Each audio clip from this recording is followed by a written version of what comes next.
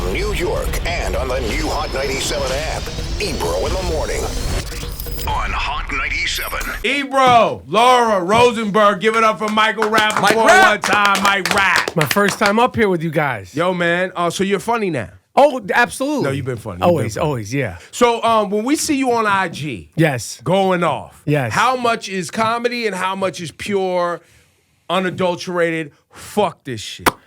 Well, 99.9% of it is all comedy. Probably the only time when it's totally genuine is about the president. I was going to say Trump hate is the real. That's the real. Yeah, part. that's the real. And I think there's a difference in tone of it. And like that's the thing that's like even though sometimes I'll make fun of him and it's funny, that's like genuine. Sports, pop culture, it's all shit. He's shit talking. Yeah. It's all shit talking. Can I curse? You just did. Yeah. But you started with the fuck. No, you went first. You started. But when yeah, when did you start with the selfie rants though? You know, I since Instagram, you know, like the one that sort of took off that got people's attention because I had always been whenever I got on, I don't know when, I'd always been on Instagram, you know, doing with the video in front of me and screwing around.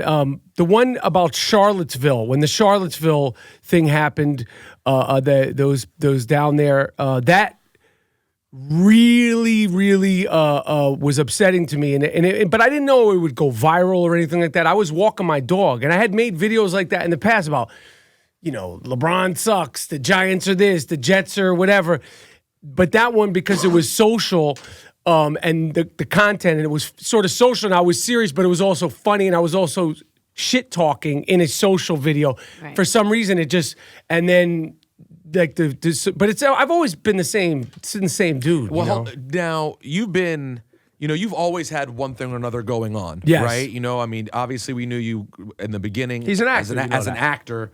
In big movies, in Woody Allen movies, and John Singleton movies, and big movies. Spike, you got a couple of Spike joints. One Spike, Bamboozled. There you go. Good movie. Big role Great. in Bamboozled. Yeah, it's a good movie. Which then was used in interludes. Anyways, so yes, you did all that, and then of course you did the Tribe movie. Yep. So you've always done stuff. Are you bigger now? Does it feel like more people know you now than ever because of the social stuff, or is it the same? You know, I would probably say because of the social stuff, it definitely adds a level to it. And then the sports stuff, you know, it's hard to say because I don't know. You know, I mean, I've been rocking and rolling and acting since, you know, 91. And the social stuff is like a different thing. And there's sort of me being myself stuff that's out there because of the sports and social media is definitely has made... I don't know, made myself, because before it's just an actor, you know. But I like it, you know. I mean, the social media stuff, I mean, obviously it's a part of everybody's life, and, you know, it's good, bad, or indifferent. I think it's destroyed my my attention span. Like, I mean, it's... Are you bad? Are you always looking? Oh, it's pathetic. Is it toxic levels where you're emotionally affected by it, or is it just entertainment? Like, for me... I troll people and I fuck with people. You're a good troll. Thanks, man. but you're relatively unaffected. Yeah, like I you know, weekends come home with my daughter. I'm not like posting everything she does. And, I'm not one of those dudes. Does it affect you? Do you get frustrated sometimes? Or I mean, I think if you're getting like people coming at you, I think I'd be lying to say if it doesn't bother you, but it's so silly. Like sometimes, you know, if I'll say something back to somebody and I'm like, who am I even talking? Like this guy could be could be a Puerto Rican guy from New York. It could be a Russian robot. I don't even like, so that's the stupid part of it. That's the fun part. That's the fun part of it. But then when you're like, it's stupid. But the thing that social media tripped me out about in regards to the politics and the Trump stuff, I truly didn't know that people were so racist. And it was two things. It was Trump and this is just a silly thing, but the Mayweather-McGregor fight. Mm-hmm. I'm not a Mayweather fan, but I wanted him to kick McGregor's ass because I was like, this is a boxing match. This is bad for boxing. Mm-hmm. The fact that I was rooting for Mayweather, I was like, yo, this is crazy. You end loving this. I was like, this is... Over that? I mean, thousands. I was bugging off of that. So, I wanted to point out too. You're a New Yorker. Yes. To the bone. Yes. Right. Yeah. I'll say. And by the way, and not New Yorker like New York State. I mean New York City, Manhattan, borough, New Yorker Brooklyn is a different human being than any other human being on planet Earth. There is nothing like a true New Yorker. I agree. Right? And for better or for worse, by the way, chill out. But in that is why that's so surprising to you, right?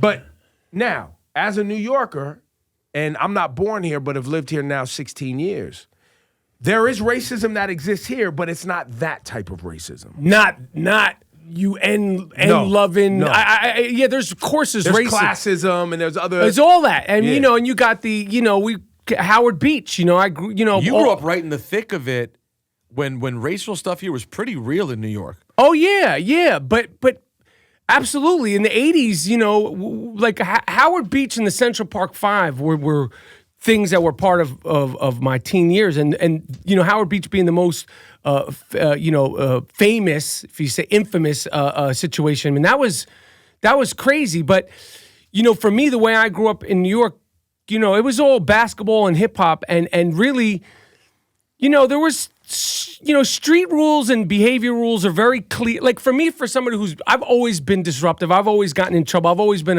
a smack talker. I'm gonna try not to curse, Ebro. You got to hold it together.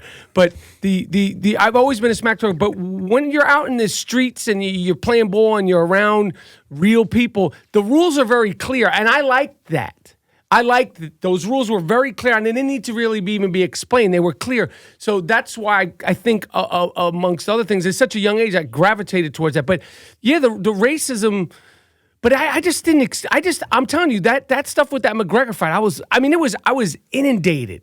It was crazy to me that and it wasn't like you're rooting for a guy who beats his wife. You're rooting for this black guy over this white dude, over Conor McGregor. He's Irish. I was like, this guy's a scumbag, and this is boxing, this is sports. Like, how is this crazy? Like, I mean, that was definitely a thing. And the Trump stuff, the race stuff, but also like with social media now, like the internet, like this LeBron thing that's come up that I'm sure you guys have already discussed. I had that written down here, LeBron. But like if you talk shit about athletes, there's no like whenever I talk shit about athletes, good, bad, Kevin Durant, they'll go.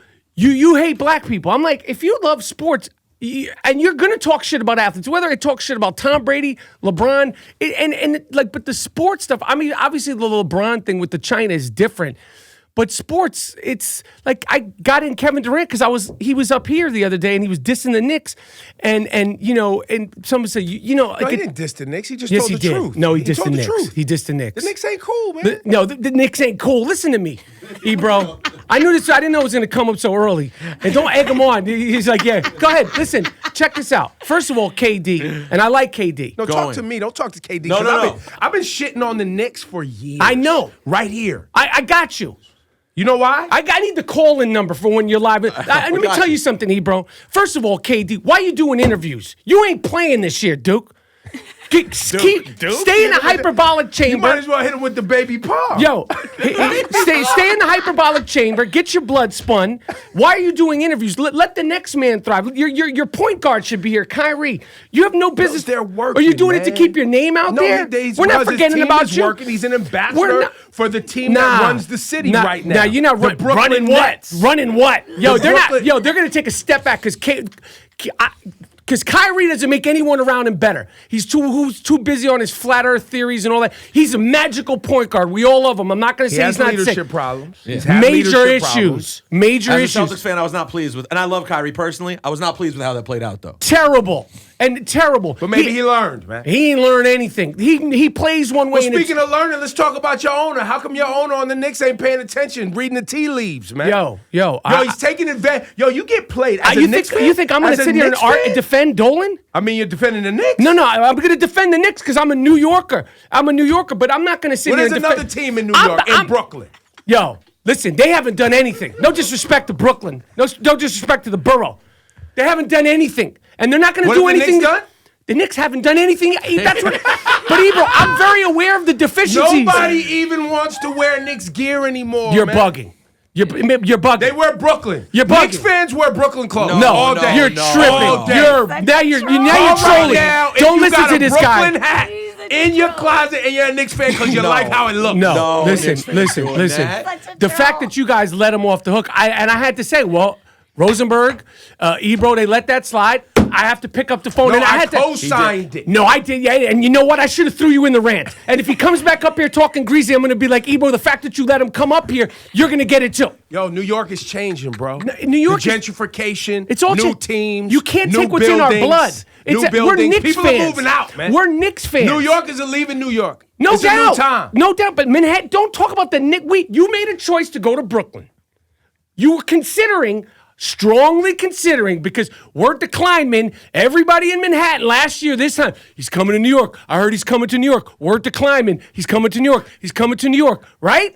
And he decided the injury obviously had a big He thing. did come to New York, just not the Knicks. Yo, that's on him. And so you don't believe him when Kevin told us that he didn't really consider the Knicks. You don't believe that. You think he was strongly considered. 150%. I know that's not true. That's there's no way to prove it theoretically because it's not a factual. Your feelings are hurt, right? No, I'm not. You're emotional right now. It's cool, Ebro, man. yes, I'm always emotional. People say, "Oh, you're triggered." I wake up triggered. It ain't care about the I'm Knicks. going to Manhattan. Yeah, I listen, been out here. that's like an insult. You're triggered. Duh. When am I not? Like if I'm not triggered, that's disrespectful to me. My feelings aren't hurt. Just like when Porzingis comes back, and as a New Yorker and you represent New York radio, Ebro, even though you're a Brooklyn bandwagoner, do me a favor, mark this down, please, guys, producers. The 14th, November 14th, Porzingis is coming back to the Garden. I'm not trying to incite anything but booze. Please, on the 14th, remind people. I'm asking. Why are you mad at Porzingis? Yo, my man, you've been injured. Can't help that. Okay, you chose to leave New York. You weren't cut. You weren't cut for this. I know our deficiencies. I'm not going to sit here and say, well, I don't know our deficiencies. You bounced. You come back. You're an enemy of the state. Enemy of the state. Don't forgive. Don't forget. November 14th. We need to get on that Philadelphia Eagles throw snowballs at Santa Claus shit. Okay. I like where you're at. I don't think the Garden got balls like that. I think the Garden's been castrated. I think that. I think a third of the people in the Garden are probably tourists that just tripped and stumbled and got some tickets on a random Go night. to see Cats on Broadway. Go to see Les Miserables. Go to see Hamilton. Whack ass Hamilton. Go to see it. Yes. What's good? What's good? What's good? We got him. What's good? Why are you coming for Hamilton? I'm just. Hamilton? Listen. You went too far. Just say it. I went too far. I didn't. Why did you go for Lin-Manuel Miranda? That's New York, man. Come on. No, the reason why the thing about Hamilton is great play, great learning experience, but that's not hip hop. I don't give it. And Black Thought is my guy. I know they had all their hands in it. It's and poetry. It's poetry. Yeah, but the fact that that's representing hip hop on Broadway, nah. Well, what should represent hip hop on Broadway? Some real hip hop shit. They could figure it out. There's creative people. If you can, they could figure it out. They could figure it out. I thought they figured it out pretty It well. was pretty good, man. Cat, hat, boom. Come on, man. Come on, Yo, man. look, when they're on the Senate floor battle rapping and Yeah, quote I thought Mobb the Deep ba- was it was kind the of Mobb tough. Deep reference. Kind of tough. All right, listen. I'm only 19, but my mind is old. I thought that part was hard. All right. Listen, I know I'm in the minority. I have no problem with it. By the way, hater. This man also trashed Meek Mill. Yes. I had that. What the fuck? He's got wrong a with list. that? What's wrong It's with right you? here, Meek What's Mill wrong question with marks. you? What the fuck Listen. is going on? Why? Listen, no disrespect, okay? But But I'm gonna disrespect. No disrespect, but I'm gonna disrespect. For me, I'm not asking a lot. I want my rappers to be on the beat. You think he's offbeat? Not all the time. He does. There's an off. Listen, I'll give you this. That's not asking a lot. Listen, there is a offbeat, on-beat thing that has become popular in the last several years. I don't But need we a calculator you to have listen to your songs. You have not listened to enough Meek Mill. That's what I told him. No, I texted him the second it happened offline, no battle in public. Yeah. I hit him on the side like, you need to listen to these songs. You're missing and I out. did. And listen, I don't. You would like to apologize to Meek Mill No, right no, now. no. Go ahead. You have the floor. Go ahead. No. Because you could do your thing. Like, but this is just my opinion. I don't find his music, to me, dope and listenable. That's me. That's fair. But when I say, like, I just like, I know there's a couple of joints, but when you make that big of a catalog, I shouldn't have to pick and choose. Like, if you're supposed to be that dope. I know he's prolific, and I know because the fan base went crazy. I'm a culture vulture. I'm all this shit. Well, you're white, so you know You're what gonna comes catch with that it. every You've been time. catching Yeah. that since Bamboozle. Come on. Yes. Bamboozle? No, Higher that- learning. Higher learning. ready. That's right. Yes, Higher learning. But like for me, like I'm just not a fan, and it's not even personal. Like I'm just not like his music doesn't resonate Who do you with like me. now? Name me one person post like ultramagnetic MCs No, that you that's actually okay. like. Say Tribe, 90s. Last 10 years. Who do you like from the last 10 years? Since 2000. Well, I mean, I love I'll go into the things that I love. Here we go. The last two records, those 5 joints by Black Thought, both of those joints were the streams of. he's a But he's 90s from guy. the 90s. So You know, I could say artist I'll say the regular, the J. Cole's, Okay. you know, the Kendricks. Who else is there? Drake. You know, I respect Drake. I'm not going to sit here and say he's whack, he's trash. He's prolific. Okay. And he doesn't kick any whack shit. It's not negative. The songs are great. They're catchy. I can't. But it's not your necessarily everyday cup No, of tea. and it's just easy to poke fun at Drake because you look at him. You you're know not what I mean? going at him because he's Jewish. Keep it on it. Yeah, I've got to hit him because he's Jewish. I'm full Jew, by the way. We don't want to get caught up in a situation. But you know, everybody's going to have. Drake is kind of like Kobe. Early, like you have like love, hate with Kobe, fair like enough. bald-headed Kobe, you hated Afro. So wait, you're not even saying Kendrick? No, he did say Kendrick. I Oh, like you did. Kendrick. Okay, I like okay. Kendrick. I know this is going to really freak you guys out. You might kick me out. He's another gentleman who sometimes tends to be off the beat. Sorry. But you listen, said this, but I wrote you on the side and also said, but you love MF Doom. MF Doom lives I off don't love MF Doom. You respect I MF respect Doom. it, and I just said Kendrick. Sometimes he's off the beat, but But it's on purpose. Maybe you're bro. maybe I you're get so that. It's white. not Maybe, like- no, hell no. Don't Don't put that shit on. Wow, here's this. Maybe you can't White hear guy on white guy beat. White- Let's yeah, get it. White on white crowd. self-destruction. Let's go. We're headed for White a on white crowd. self-destruction. You know it's got to stop. Check this out. In 3,000 years, the end of the world, when they refine and rediscover James Brown, they're gonna play that not knowing what it is. When they listen to that James Brown, that bump, bump, bump, your face is gonna go, what the fuck is this? There's no explanation. So when you're sitting there, well, they're offbeat for a reason. What's the reason to be offbeat? Who teaches you to be offbeat? If you're a rapper and you're offbeat, It's called artistic license. I'd bring out the fucking said. Sandman. If you're offbeat, I don't care who you are. Hove has never been offbeat. Nasty Nas has never been offbeat. Nasty Nas. Even Yo, fucking baby Drake pop. has never been offbeat. And Drake has never been offbeat. J. Cole's never been offbeat. Big Daddy Yo, Kane's never. so the craziest thing is a white dude in here screaming about being off beat. I know. That's gonna go viral. Yo, you White have no dude- right to say who should be on White and off dude beat. loses You fucking it. culture vulture. Coach, you don't know about being in the pocket. You don't know, culture yeah. vulture. Well, you keep listening to that offbeat shit. I don't. If it's offbeat, I don't fuck with it. No music, jazz, reggae, rock and roll, hip hop. Nothing should funk. Nothing classical. Nothing should be off. So like fucking the beat. super like ambient jazz that's like Bye, Ornette Coleman. No Not in- disrespect. Bye bye. Not into it. You John want- Coltrane, the great John Coltrane, later in his career. Bye bye. You want the Whoa, pocket. this got crazy. All right. No, that's it. I can't cover for it. No, but when you can't help this But I man. know my shit though. When John Coltrane, like any jazz, that was But it's way out there. experimental. It's Yo, artistic license. Well, take it to It's- the science room. I'm not letting here to listen to it. Take it to the fucking science class. I'm not trying to that's what I'm saying. I don't need a calculator to figure out the beats. It's 1, Some 2, people 3. like things that are a little bit more abstract. That's man. you just don't like abstract. I like abstract. He likes the abstract poetic. don't Abstract he? poetic I represents was some trying to Queens. get you to say I don't like abstract so I can isolate it and send it Yeah. to Q-Tip. Yo, really?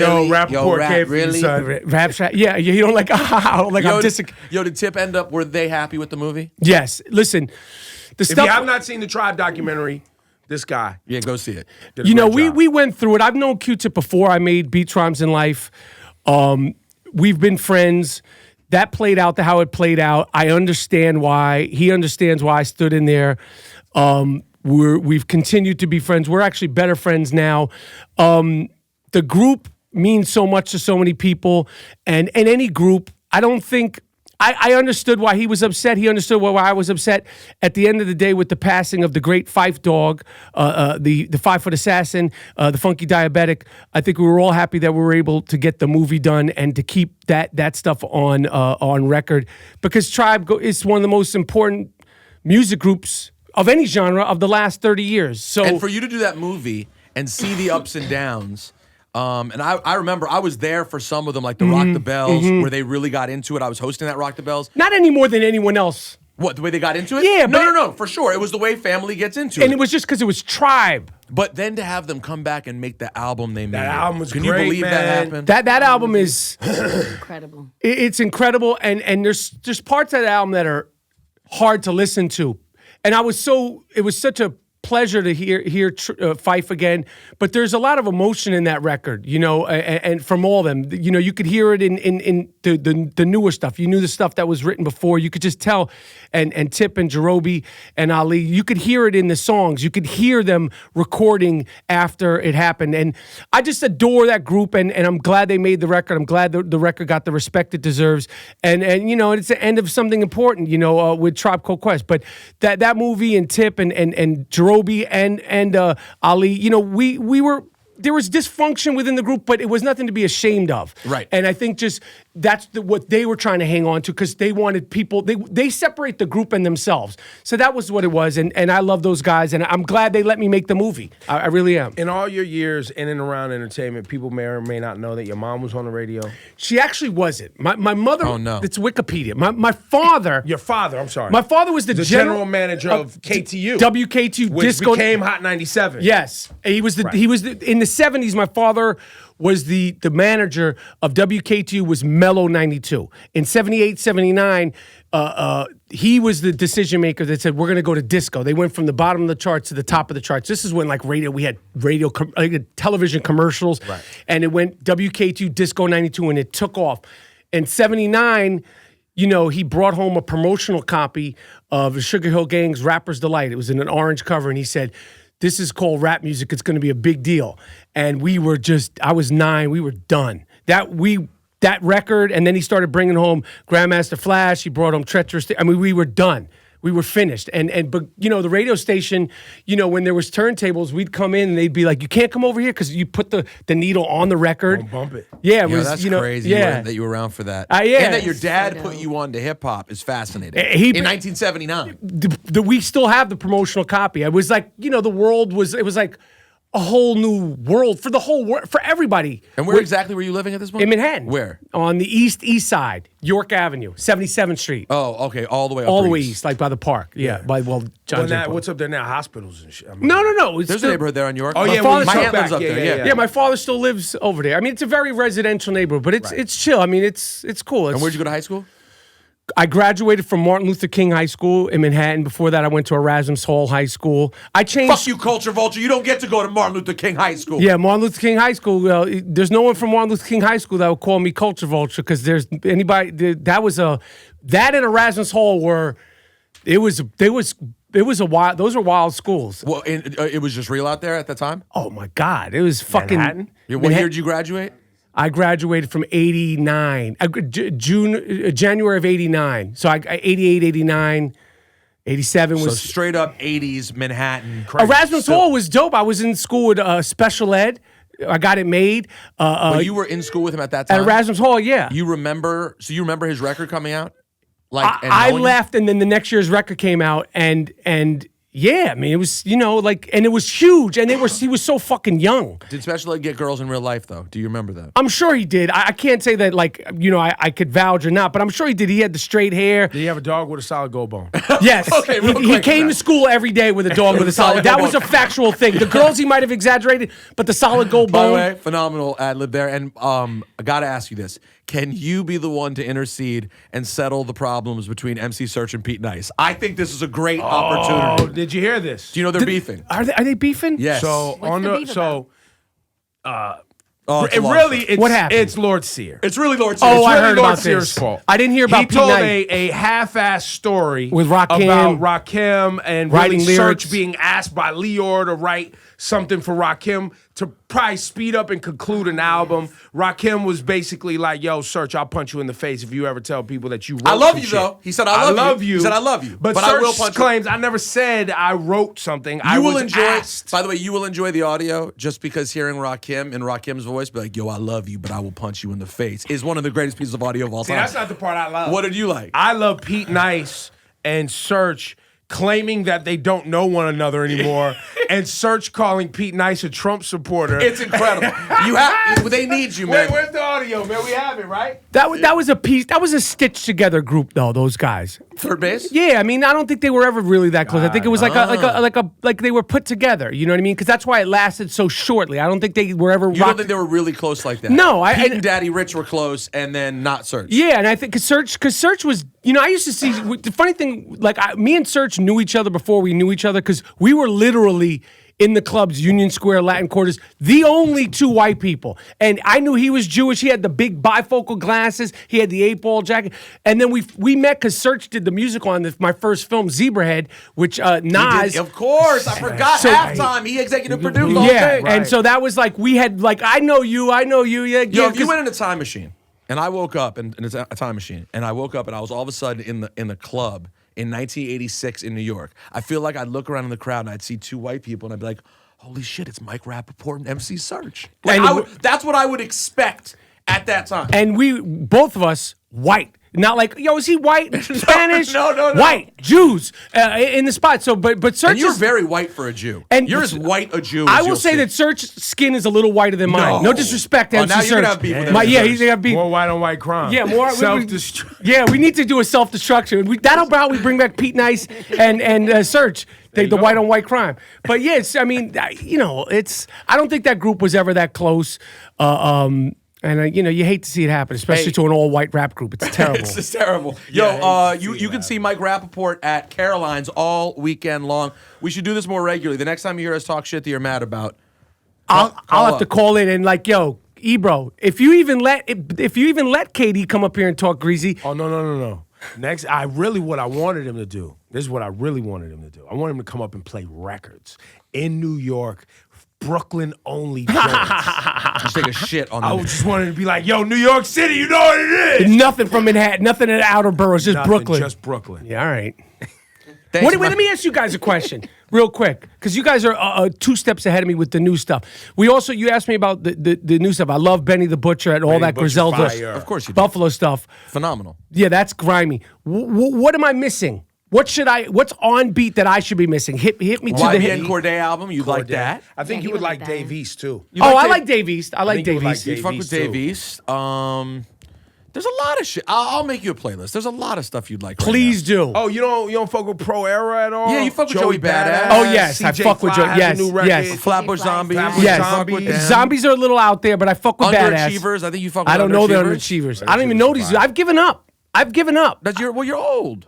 But no. And successful and you're rich. old. No. It's over. I know I I'm- added compliments to make it better, but mostly you're old. Just go with old, bro. And we're old too, but it's our job. I So lean in Right. on old. My handle's old man, bro. Lean in on it. Right. But you've been had that handle. Because I knew it was going to happen. You were planning for the future. Yo, give it up, Mike Thanks, Mike. Rapaport. Thank you, guys. This week at Caroline.